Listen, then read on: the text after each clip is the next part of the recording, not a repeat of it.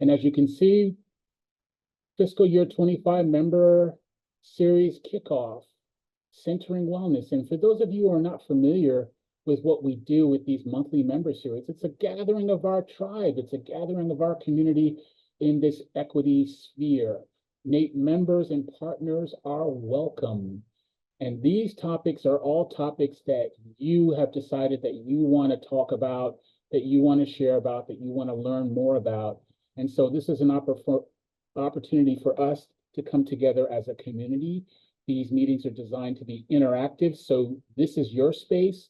There'll be an opportunity for you to engage our guest speakers, as well as share your own promising practices and other kinds of resources and opportunities during this meeting through the chat or coming on video. This is your meeting. So as we start off all meetings, I'll start by introducing myself, and we'll get to the participants later. But my name is Gregory Jackson. I'm Associate Director for Membership and Partnership at NAPE. And what I do is try to create opportunity for member engagement to build on our collective knowledge and experience in this space. Our goal is to support members through discovery, connection, and taking action. I call it the 3 keys. I'm going to keep things moving. Member engagement comes in different forms. This 1-hour web-based meeting is one way that we engage our community, that we work together through these monthly member series. We still have an opportunity to build into our calendar for this year by sharing your feedback with us. We sent out a NAPE survey, which you should have seen, and you're going to be seeing the second phase of that survey coming out this week and next week. So there's an opportunity to provide us with feedback. We also have more longer-term engagement through our in-person collaborations, which is the NAPE Summit, which will be taking place in March. That's a multi-day NAPE engagement, an opportunity for us to meet face-to-face and to share in our knowledge and our work and our promising practices. And then we have something that are more long-term projects, which are 6 months or more, and that's through NAPE committees. And so there's opportunity for you to provide feedback as a member of a number of NAPE committees. To learn more, just reach out to me, let me know. All the communications have my email address, and I would be delighted to hear from you.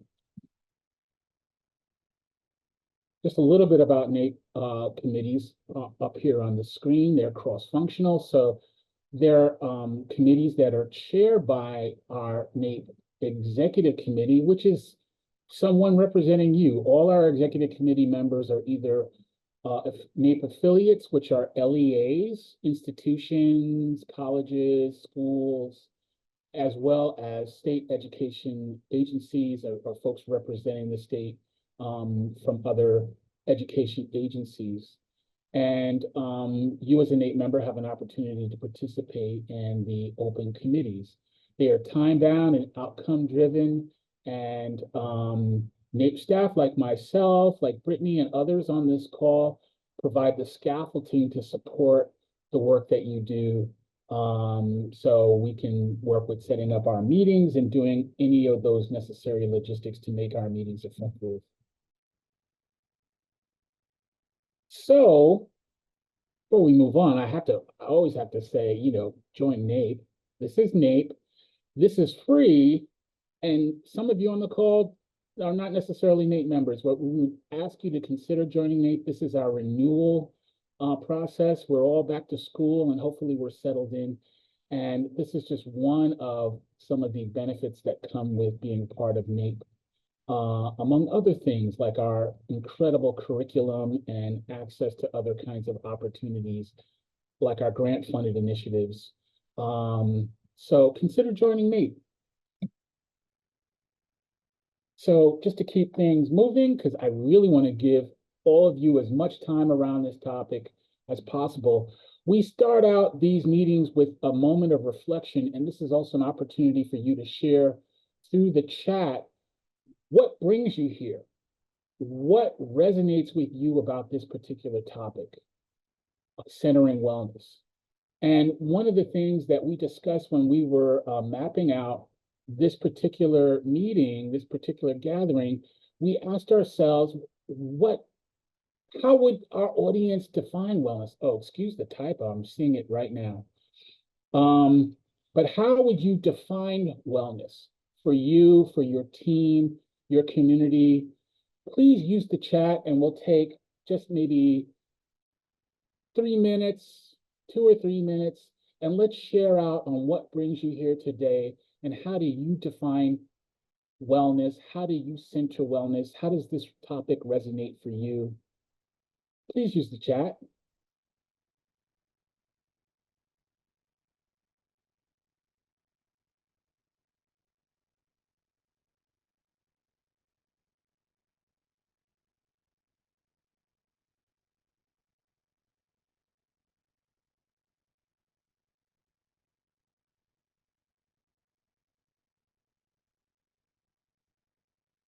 Please use the chat. Share what resonates with you about this particular topic today.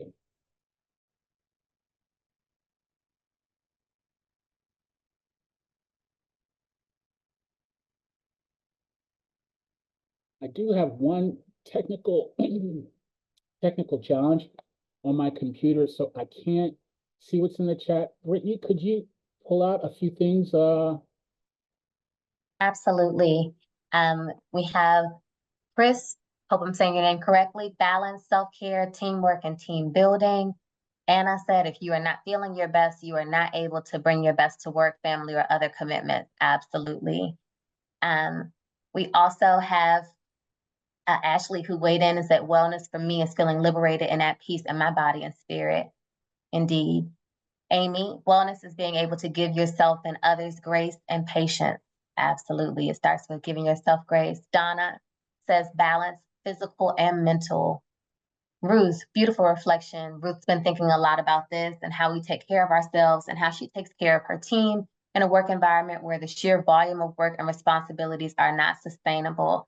I think you are preaching to the proverbial choir, Ruth, absolutely.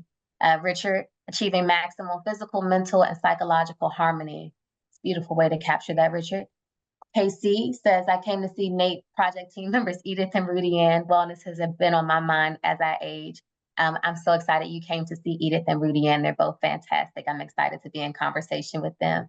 And then Sylvia said, having balance mentally, physically, and spiritually, a lot of balance, a lot of harmony vibes.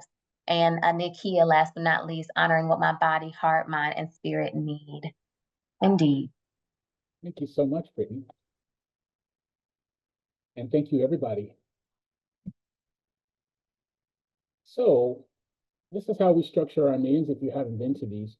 We're going to lead right up into the introductions. I'm going to start by introducing NAPE CEO Brittany Brady, who is the host of the what we call the fireside chat. That's her word. I love it. We're going to have to get a fire GIF or something like that going. Then we start our panel. We introduce our panel talk. And then the third piece is, what's your experience been?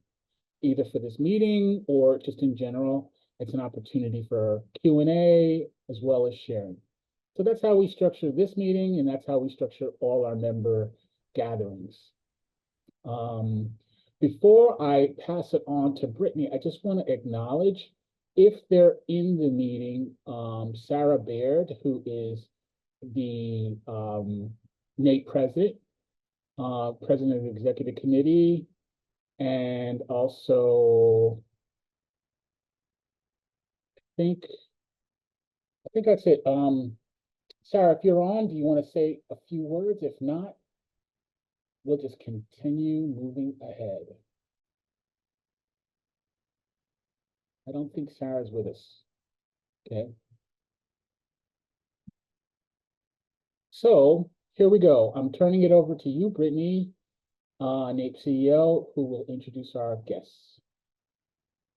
Thank you, Gregory. And I am really excited to introduce our guests today.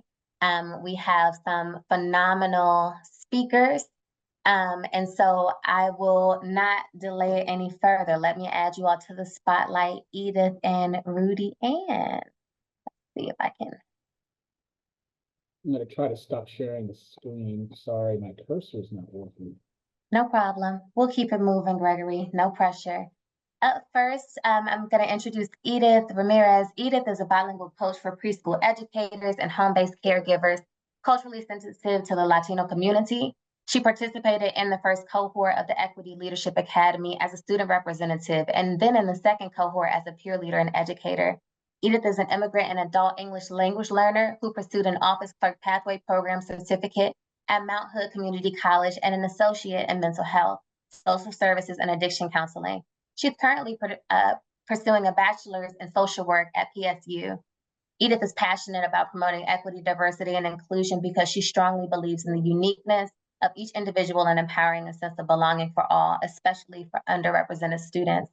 Talking about equity can be a sensitive topic, but reducing gaps and opportunities for underserved populations is necessary and part of an issue of justice. Thank you, Rudy Ann, for joining us today. Oh, thank you, Edith, for joining us today. Rudy Ann, I'm going to then introduce, I've been talking to y'all so much. Rudy Ann Rivera Lindstrom is an education leader originally from Bayamon, Puerto Rico. She moved to Oregon from Colorado almost 24 years ago. So you're officially in Oregon, Rudy Ann. She is now the Oregon Higher Education Coordinating Commission's first permanent director for diversity, equity, inclusion, and accessibility. In this new role, she leads equity and diversity efforts both internally and externally for the agency, supporting their goals for equitable outcomes in post-secondary education and training, helping staff uphold their equity lens in policymaking, budgeting, and supporting the agency to become more inclusive, diverse, and equitable for all employees and partners. Once a former migrant education specialist to a high school teacher of emerging bilinguals to an administrator for equity, Rudy Ann brings 30 years of service in education spanning the full PK through 20 system and has extensive expertise in operationalizing equity work, policy development, advocacy and engagement, and leadership. She completed a bachelor's in social and behavioral studies, a master of education from Portland State University, and an education administrative credential and doctoral coursework at George Fox University. I don't always read people's full bio, but Edith and Rudy Ann, you all have not all met them. They are extremely humble and gracious and wonderful. I wanted to make sure you all heard who you are today. So I wanted to honor you both by making sure I read every single word. So thank you both for joining us. We welcome all of you to the conversation today. We are centering wellness, and some of you may be wondering, centering wellness, why are you starting the year centering wellness? And it is because of what so many people uplifted in the chat, the importance of caring for ourselves, of restoration, of making sure that we make sure our cup is full before we attempt to pour to others. Most people in education and social services naturally give.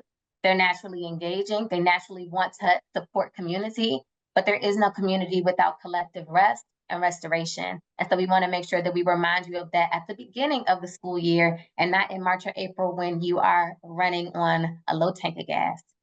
So with that being said, we will be pulling a lot from Trisha Hersey's work, who is known for the NAPE ministry. I want to make sure I make it explicit that the NAPE ministry is not actually a church ministry. We will not be preaching to you. Many of you know, if we met before, my parents are preachers. I will not be bringing that energy today. Instead, though, the NAPE ministry, the idea is more of the spreading of the word of how important it is to rest. And so to center that conversation, we will be bridging questions from this item that she has that my beautiful and wonderful team gifted to me this year that I have been using intentionally, called the Rest Deck, which is basically a deck of cards for you to center and develop a rest practice, okay? So without further hesitation, I will go ahead and get into our questions with the first card up ahead. I'm going to put it on the screen as close as possible, but I will also be reading it aloud as well, which is: the rest is my foundation to build, invent, restore, and imagine the world I want to see. Rest is my foundation to build, invent, restore, and imagine the world I want to see.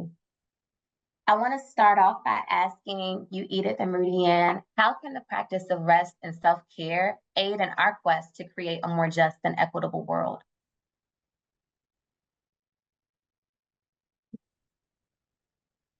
Do you want, I can start. Well, I know that I know that self-rest is not just about sleeping, but I want to share some data about the sleep deprivation. And this among adults older than 18, 13.5% report feeling tired or exhausted most days. More than a third of Americans report getting less than 7 hours of sleep in a 24-hour period. And about 30% of adults have symptoms of insomnia that impact their daily activities. Getting enough sleep is important to overall health and wellness, and lack of sleep is associated with many illnesses, even death. So I think that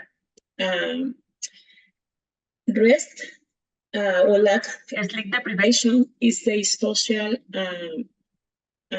justice issue, it's a racial issue, and it's important to understand that we are part of a culture, capitalist and white supremacy culture, where we are programmed to produce and create and doing things. And then it's important like that if we want to create a better world, we have to start with ourselves. We have to start with be aware of our needs and to be able to support others, to connect with others, to understand and listen the needs of others. And I think that having this practice of rest and self-care can be like a powerful tool to achieve or to get the world that we want to see in the future.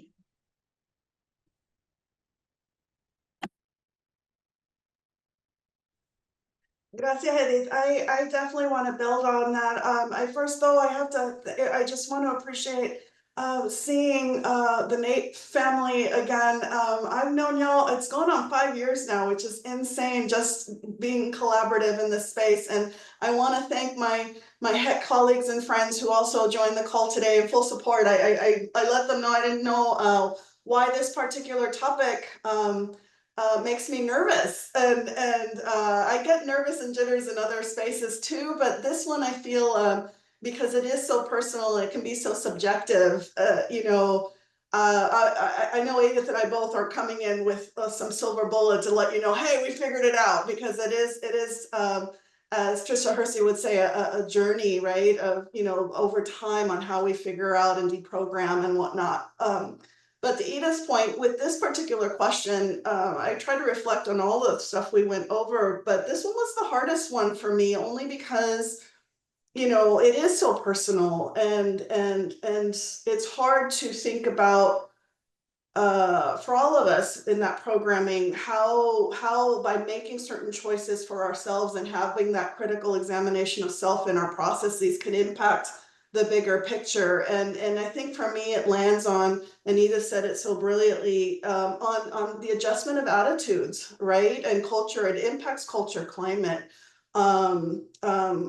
Having been in spaces where the rule of thumb was toxic culture, and it was that grind culture to a very, very unproductive level, it starts to impact the cycle of oppression that exists in our system, and it almost feels like a setup sometimes, particularly for us as colleagues of color and women of color and men of color. But but I would expand it to all of us now, because the system is everything we've been sleeping in. So I think for me, our part, prioritizing rest so that we can do our jobs well, so we can be there for not only for ourselves, but for folks who need us, and be present.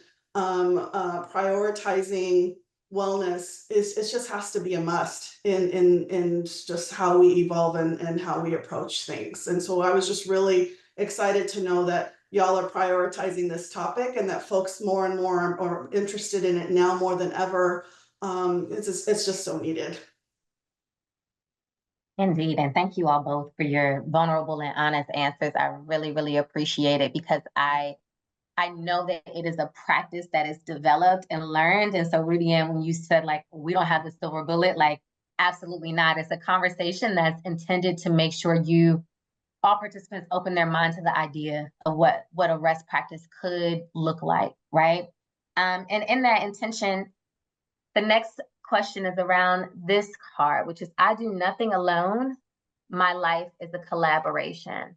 My nail tech is going to be so delighted that I had my nails this close to the camera. I do nothing alone. My whole life is a collaboration. In what ways can we move away from toxic individualism and move toward connection, care, and collaboration on our rest and self-care journey?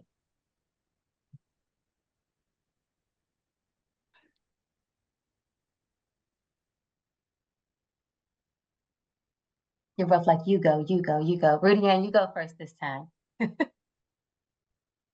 I'll go first this time. Gosh, in what way?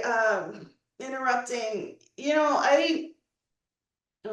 that these are all like hard. Ask the question again. In what ways? In what ways can we move away from toxic individualism and move toward connection, care, and collaboration on our rest and self-care journey? I'll give a little bit of framing on that, which is that this idea of self-actualization being at the end of a journey versus community care and collective care being at the end of the journey is one of those shifts between Maslow's hierarchy of needs, which was a reimagining of a Blackfoot principle, which was an indigenous principle. And so this idea of toxic individualism versus connection, care, collaboration, and how that's required for us to rest is really what the question is getting at. Okay, I love that. And it looks like someone has their hand up too. This notion of collectivism, I always knew it just culturally from the way I grew up. And like you mentioned earlier, I am from Puerto Rico. I come from a Latinx culture. It's one of the many cultures that are very collectivist. That it's all of us. But in my career, in my lifetime, that notion expanding into work culture has only been strengthened in understanding for me in the last 3 years with the team that I currently have. I had to learn from that individualistic approach to things and not being responsible for me in my head, who I was responsible for my students and the families that I served, and then answering to the hierarchy of and the environment I was in. And but I'm not saying that was a great place to be, because not having a team or folks having your back, it could be really isolating, and it's a little nerve-wracking being on your own when you're going up against things. And so from that learning, when I was given the opportunity to become a leader of other people, to become a manager, all these things, I think the number one goal I always had was to be the leader and manager I never had. and so prioritizing my team, making sure that their wellness is the first thing before our work, has always been a constant message, to the point, of always reminding ourselves that if we're not well, we can't do our work the way we want to do it. We can't approach it the way we would want to do it. But again, it's about creating the space to feel like that you can just take a step back for a minute and understand that you won't be persecuted just because you can't step up in a given moment.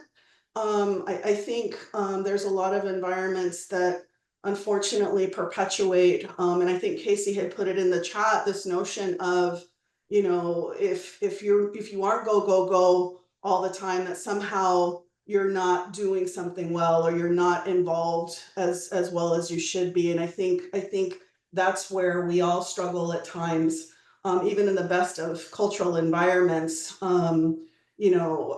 taking a vacation, for instance, for me isn't always a vacation. My team has reprimanded me when I'm checking email and I'm supposed to be on break, but then vice versa. So again, it's a work in progress.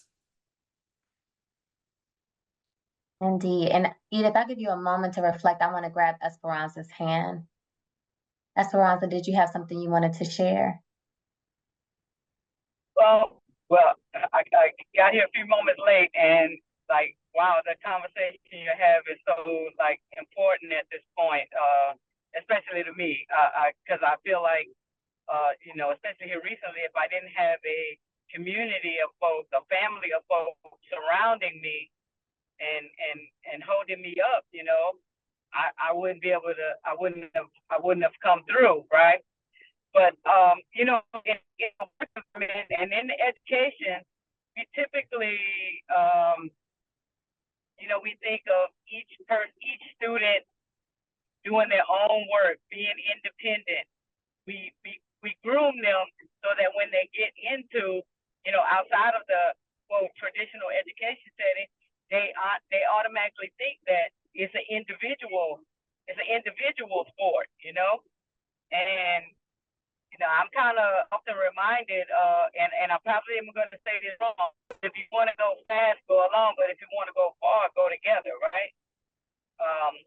And so I think that we have to work constantly to reframe the way we groom folks. If we groom them from a young age to be individuals and not see, that they're part of something bigger than themselves, we grow up that way, and then when we need a support structure and a support system, but we haven't cultivated that in a meaningful way. So, I think just the whole reframing of what the education process is supposed to look like, how we can be better at supporting one another. That's a kind of a re-education process that needs to take place. Agreed. And what you shared is very in alignment with what Rudy Ann shared. What I hear her saying is a framework shift, right? There was the comment that Casey made in the chat is in exact alignment with what you all are sharing, which is that we have a culture that kind of prioritizes that working yourself to the point of exhaustion. But we also see the results of that, right? And it's not a caring community. It's not a sense of collectivism or collective care, but instead this rugged sense of, if I'm for me, then I can just focus on me. But we know that we don't exist in isolation. And so that can't happen. Edith, I would love for you to weigh in on this point. Thank you, Esperanza, for sharing your perspective. Thank you. Well, while Ludian was talking in Esperanza, maybe a quote in my mind that is like, you need to lead others, you need to lead yourself, you need to use your head, but to lead others, you need to use. You're cutting out for me a little bit. Is she cutting out for you as well, Rudy Ann? Okay. Can you hear me? Can you hear me? That's better. Okay. Okay. While you were talking, I remember a quote that says, to lead yourself, use your head. To lead others, use your heart. And that is a question made me think like about being intentional to learn from others, to understand their needs. I'm so sorry, Edith. I think we're losing you again. But I think I heard the first part of what you said, which is with others, use your heart, was the latter part of what I heard you saying. But for some reason, your audio is cutting in and out for some reason now. Okay. Okay. Can you hear me or not? Not? I'm sorry. Can you hear her, Rudy Ann? No, it's not good. It's not good? Okay. I can hear her when she comes in closer. Okay. Let me put that. Okay. And then Thank you, that Patty, means for the recommendation. If everyone turns their video off unless they're presenting, maybe it'll help with the bandwidth for your audio. Thank you, Patty. Okay, go ahead, Edith. Let's try. Let me okay. And that made me think about being intentional to learn from others, to understand the needs, even though to understand the system, the pressure that we got, we all are being part of, to be like more empathetic and compassionate with others. And just no taking like just focus on me, but taking my that connection to connect with myself and connect with others to trying to having a more equitable world. And also made me think about what Martin Luther King said: no one is free until everybody is free. Yes, and that is a long life. That is a lifetime and long process or journey. Thank you, Edith. And I think I got most of what you said. And I think actually your last statement really encapsulated what you said, which was quoting Martin Luther King, which is no one is free unless we are all free. And this idea of needing to make sure that we're kind of connected to our community in a very intentional and thoughtful way, and finding intentional ways to connect is what I think you led in with. Let me know if I'm mischaracterizing what you said, Edith, because you were cutting out a bit, but I think that was the essence. Yes, that is the essence. Thank you. Perfect. Thank you so much. And I mean, that's absolutely it. And that's also why it was important for us to start the year with us having this conversation with our community, right? Because we are here in support of one another. We have so many people, partners, friends, all folks that are in the field. And this is kind of my signal. I won't speak for anyone else, to let folks know that we are in community with one another. And so I care about you. I hope that that is reciprocated. And so if you need someone to lean on, especially as the waters get rough and things get rocky, we are each other's bond, we are each other's magnitude, which is Gwendolyn Brooks, if I'm not mistaken. And I really live by that creed. And so I encourage folks to lean in when you feel that call, because if we don't, then we are isolated, which is also what you said as well, Edith, about isolation. Okay, the next, we're moving forward into kind of what this requires of us. So I'll put this close to the screen. To rest in a capitalist world takes practice and meticulous care. I'm going to read the back of this card. I didn't read all the rest because I want to respect Trisha Hersey's work, and so you have to buy the deck to get all of this. But I am going to read this one because I think it's important. You don't need anyone's permission to rest. You don't need anyone's permission to resist. You don't need anyone's permission to disrupt. Offer yourself grace as you craft and experiment with your rest practice. Take your time. There is no need to rush. Liberation is a lifetime process. Recognizing that liberation is a lifetime journey, what does experimenting with rest and self-care look like to you, Rudy Ann and Edith? And I'll start with sharing my own rest practice because I believe there are no shortage of ways that we need to experiment with rest. One of my favorites is a candlelit shower to start my day. I know that sounds random, but especially early in the morning, I'm sometimes an early riser. And when I am, just lighting a few candles and getting ready for my day that way is a way to kind of ease into my morning instead of rushing into my day. I'm also an avid and firm believer in meditation. It's not for everyone, but everyone is capable of meditating. Ask me how, I'll be glad to tell you. And meditation has given me the space to kind of hear my own mind and to come home to myself. And so those are a couple of my rest and self-care practices. Edith and Rudy Ann, I would love for you all to weigh in. Edith, did you want to start?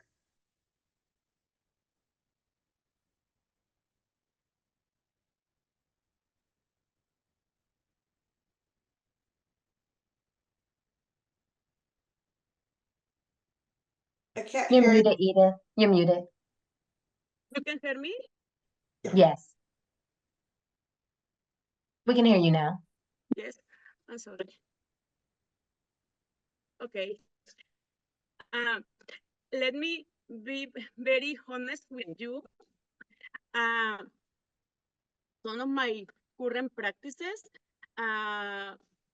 is writing poetry. Is one way for self-care and talking about the feelings, but also while I was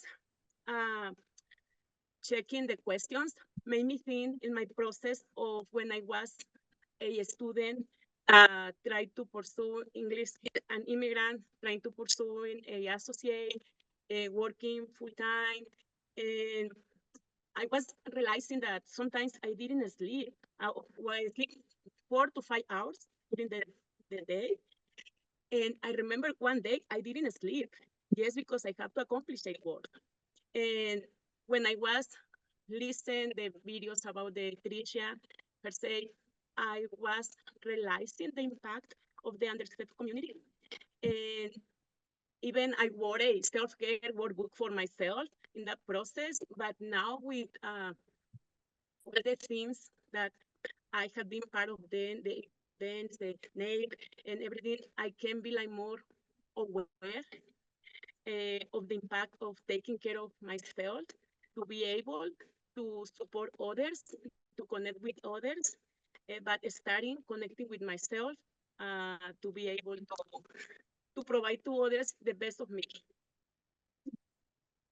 Thank you so much for that, Edith. I mean, because that's so true, right? You can't offer the best of yourself if you're not at your best. But I'm so glad you brought in something that you mentioned when we conversed about this prior, which was there are very real barriers to people's rest, right? There were seasons in your life where you did not have access to rest because of what these systems require of us to work, to learn, to do all the things, right? And I'm sure that's really resonating with so many people because it's so true for so many.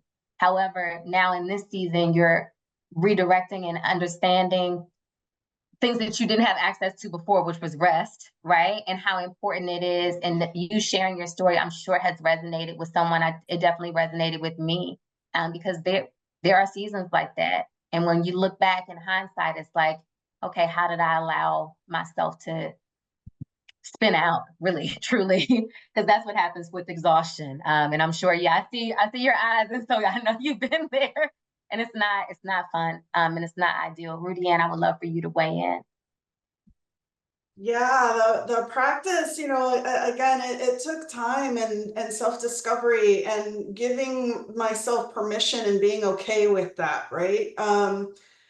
But through a lot of self-work in navigating impacts of depression and anxiety and my own personal stuff from my lifetime, I figured out really quickly that I have to now, and this is now years of practice and continuous, to the point where it's not practice make perfect, but practice makes habit. My day will not go well if I don't go through a process every morning for me.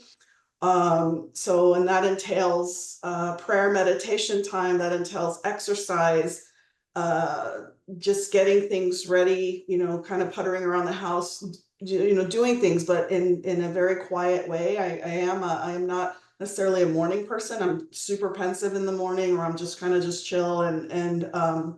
So exercise for me is a big thing. I walk my dogs. I go outside a lot. I am a full-blown Pisces, and I'm an island girl from Puerto Rico, so I have to go to the water. That's church for me. So it's just it's different things where I have to now. I've learned to say no and be okay with it. My team knows, or those who know me, that if all of a sudden they feel me go radio silent, or they I'm not texting, I'm not doing anything, it's because I need to recenter myself and ground myself and just kind of disconnect for a bit. I'm one of those personalities that feels everything around me, and so keeping that in check too, so I'm not overwhelmed in process, is also something that I have to do with intentionality. I figured out really quickly that when those things for me don't happen, I'm not putting my best foot forward, or I'm not speaking as clearly, or I'm just not in a good space. And so that doesn't feel good, but also allowing myself permission that when I do have those moments is probably because I have to push myself to rest a little bit more to get it right in that context, and just be okay with that. That self-compassion piece is something that I've had to work on a lot. It has helped that in the last 5 or 6 years for me, in my personal life, I've met some amazing people who now I call friends and even family.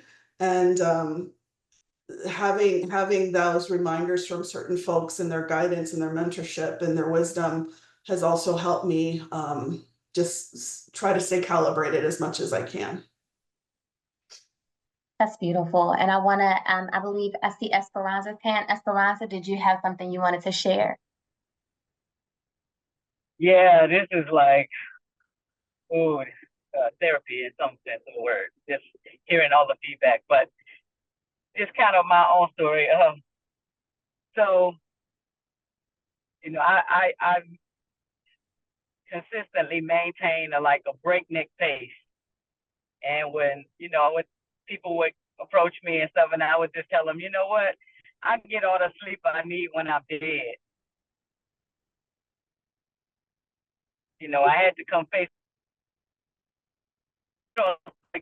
sleep, it's gonna happen sooner than you think. And I had to really accept the idea being, not a human doing. And so, I really have had to work at my practices so that I take better care of myself, and rest is a part of that. So, now, no matter how many things, time, it's stopping time. On weekends, yeah, I know I'm getting emails because I teach primarily online, but you know what? I won't see that until Monday. But those kinds of, and for me, it really did have to start small. It had to be small. But I also had to embrace that rest is something that we were commanded to do because it's good for us. It's good for us, and I had to embrace that I'm not doing the things that I was directed to do that are good for me. So, like I said, small steps, but I'm getting there. I know it's a process for me. It definitely, could be better, but like they say, I may not be where I want to be, but I'm not where I was. Indeed. Thank you so much, Esperanza. And that's a nice way to open it up to our guests. We want to make sure that you all are able to ask any questions that you might have or share whatever you hope to share. We're in this space together. I have more questions that I can, of course, ask, but I want to make sure I let the audience know you all are welcome to type your questions in the chat or even do your hand raise button, and I can acknowledge you for you to ask your question aloud. I just really have to double click on everything that you all shared, because rest is so essential, but yet it's like we have to remind ourselves that it's essential for us, right? There's this inclination to want to make sure that you can earn rest, when the NAPE ministry and many other people that are equity practitioners framework is that we all inherently deserve rest. It is a human need. We all require sleep. We require rest. And yet, because of some of our expectations, it's very, very difficult for us to be able to model that. Rudy Ann, you're getting some love in the chat that I'm going to read aloud to make sure we can reflect this to our entire audience. Rudy Ann is a great boss and a model leader. If she knows we are not rested and at our best, she practices community care by having us take time to restore and jumping in to cover the work. We do this eagerly because we know when it is our turn to rest, we don't have to face shame or worry about getting things done. Rudy Ann, I hope you really take that one all the way. And I know you do, because I know your heart for your people. And what I hope that people take away from this is that it starts with leadership. It is an intentional choice every day to care for your people. But as a leader, your people are invaluable. And I know I feel the same way about my team. It is so imperative for us to make sure we are healed enough to be able to offer people care, offer people space, offer people rest, right? That is our ability. That is the positional privilege that we have. And I hope that everybody takes that one all the way. You see this love that Rudy Ann is getting from her team in the chat. We all hope to have leadership like that. Gregory, I see your question. Can you or the panel discuss what we should do If rest becomes a slow meltdown into depression, shutting down or shutting off? That's a great question, especially as we are heading into the winter season. I know many people struggle with seasonal depression, and then just, you know, depression is a chemical thing. It changes, it shifts, right? And so I think one thing that I'll share, and then I definitely would love to hear from the panelists, but making sure that you're in community is one of those things, right? So if someone is resting, okay, cool. But if your community notices you're not answering messages, you're not showing up, we're not hearing from you, then that is the opportunity for them to then surround you with care. But if you are isolated and not inviting community in, then that makes it a little bit more challenging. And so when you start feeling those signs, making sure that those around you know what those signs are, that you communicate them.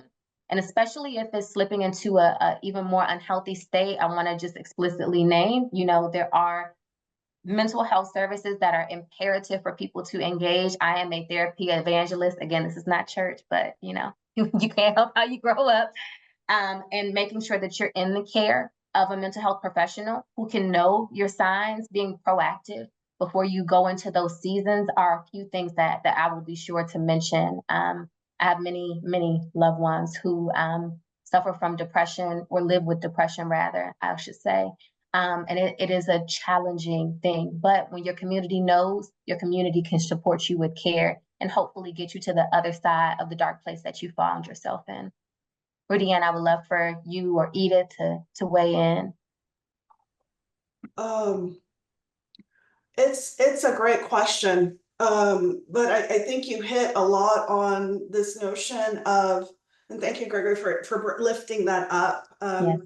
As someone who's experiences that, you know, I think what I've learned for myself is that self-awareness, and just identifying when, like, I know when I'm going to start to spiral, or when I'm starting to, or when I'm shutting down. And for the first time in the history of me, I have people who know me well enough that care, and they see it, and if they see it, they try to pull me back in, or get me what I need in that context. It's not always easy, you know, a lot of this too can be masked in so many ways and hidden. And trust me, if I don't want people to know what's going on with me, I can totally hide it if I want to. But you know, I think I've been far enough into my own stuff to, it's life is so short. And for me, I have to interrupt. So, you know, allow myself to feel what I need to feel in a moment. And again, that goes back to that self-compassion. And then if my usual tools don't work, it's being vulnerable enough to ask for the help that is needed in that moment in time, remembering that it will pass. And some days are harder or easier than others. So I think I just echo Brittany's notion of proactivity, and having at least someone that is supporting you in that, or knows you well enough to help you back up. But again, you know, being okay with taking that break when you absolutely have to. Thank you for your vulnerability. I really appreciate it. It's so important for us to be transparent about our struggles, because no one is without them. No one is without some dimension of difference that may present challenges and opportunities for them, right? And so you modeling and sharing so openly, I just really, really appreciate it. It's liberating, to be honest. Thank you for that. I want to uplift something in the chat, and I'm going to jump to you, Edith, which is Casey says, one of the things I most respect about my Gen Z colleagues is their insistence on work-life balance. Absolutely that. And the right to say no in the workplace, something that my generation was taught to ignore and even fear. We were brought up to sacrifice everything to get ahead and to be taken seriously, which was used against women and people of color, since dropping everything for work wasn't an option for them due to community and family obligations. Hey, see, I really appreciate you bringing in some of the systemic barriers to access to rest, right? Some of the systemic expectations that are placed upon us. I always laugh and say, how can a group of people be lazy when their ancestors were forced to work from the moment they opened their eyes until they closed them at night?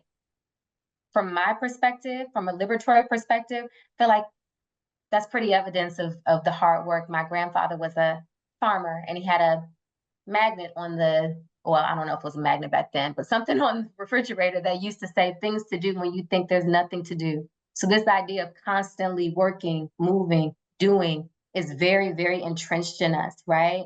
Think of even, sometimes when you tell an elder, oh, I'm going to go take a nap. Don't you have work to do? Don't you have something that you need to be doing? Yes, there's always something to do. And also, I love learning from our Gen Z colleagues that say, I can't be well if I'm fully spent. It's just a fact. Edith, please feel free to weigh in. Hi, thank you. Can you hear me? I am. Okay. Oh, that's perfect, Edith. That's much better. Well, I wanna echoing what Rudian say about the self-awareness and self-compassionate. I think that sometimes the culture, me for being an immigrant or other people who are underserved, we are fair. How mentioned Casey about saying no, about don't put boundaries, and yes, even we are tired, we don't take care of ourselves, and so I think that be aware of my own feelings and be aware and give me a space to be ready to observe others and be intentional with others. That made me think about my work as a coach with the providers, that I have to understand their needs, to be able to provide the support that they need or that they are, or to provide feedback and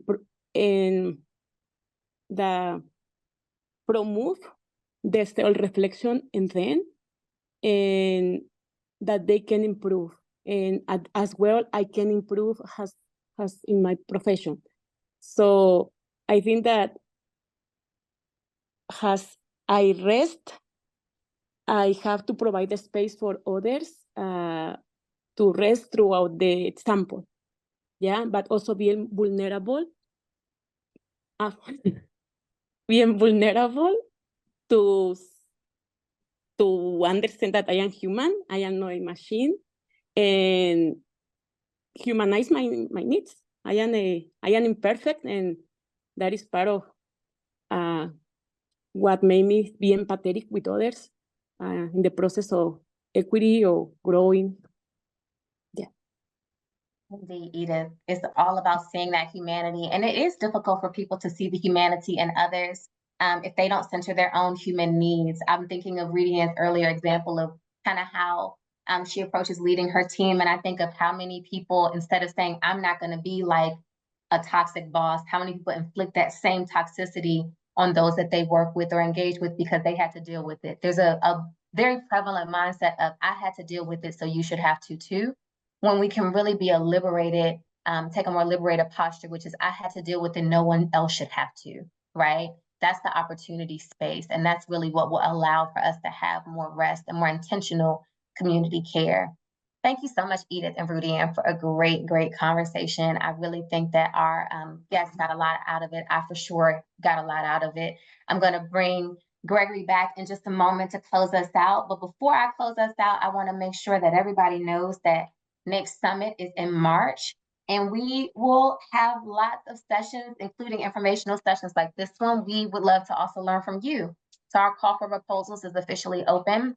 It closes in November. So you have between now and then to submit a proposal to let us know about your work and to share with us as a collective whole. Oh, we have some wonderful things in the chat that I'm going to uplift before I pass it back over to you, Gregory. Edith, thank you for saying that we are enough for being who we are and we deserve rest. Absolutely. Ruth feels she works in there's an organization where there's so much work to do to center wellness and acknowledge how our organizational culture causes skilled people to leave. Does anyone have strategies or things you have seen in advocating for needed organizational change? I'm trying, but I do not feel like the organization is ready to acknowledge the need for reflection and cultural change. I knew how to do this when I was a school leader, but I'm finding it a different challenge in state systems. Perhaps a topic for the summit. I think that would be a great topic for the summit, Ruth. I'll pause in case any of our additional guests have any answers for Ruth, but I also want to uplift that, you know, I'm a firm believer in the data. They say that you lose, I want to say, a crazy number of productivity. It's like half of a year or something like that of productivity each time you have turnover within your organization. That institutional knowledge, that awareness of your organizational needs, each time you lose an employee, you have to retrain, redevelop a new employee. Every single time that happens, that impacts what the system is actually able to accomplish. So reflecting that back via data, I would love to partner with you to inform that work, Ruth. It's important because we do lose too many of our state leaders, especially brilliant ones with a lot of passion. There's a lot of burnout that happens in this space. And so I really appreciate you uplifting that. And again, it's your reminder, this is the space for that. And so I would love if other people have insight to offer, Ruth, please do so. I'm gonna go ahead and bring Gregory back up for us to go ahead and close out. I agree it will be a great session for a summit. Maybe even it could be a good session for like a feedback session, for it to be no agenda and we just kind of talk it out. So just let us know. We're happy to hold space for that, absolutely. And thanks again, Edith and Rudy Ann. All right. Thank you so much, everybody, for joining us. I'm trying to see if I can enable my screen share. Looks like I am, but I wanted to just share out that, you know, if you enjoyed this session, and I know they're short, but it's an opportunity to start a dialogue, and we can certainly continue it offline as we share amongst ourselves. What I want to do is just elevate our panelists again. So thank you so much, and for all of you who've, you know, put work into putting this meeting together. I want to acknowledge Ashley Conrad as well from our team for creating this opportunity for us. And just leading into next month, just to give you a highlight, we're going to be revisiting storytelling, humanizing data, and CTE. And we have some very special guests for that panel coming up on October 23rd, 3 p.m. Eastern. So look out for the invite for that coming soon. Mark your calendars. And unless there are any other questions, I think we're at the hour. So I want to just thank you. Thank you, Brittany. And thank everybody. You'll find this on YouTube TV, our NAPE TV channel on YouTube for those who are members, and for those interested in becoming a members, here's an opportunity for you to share this particular meeting with your team and your staff. Thank you very much, and have a great afternoon.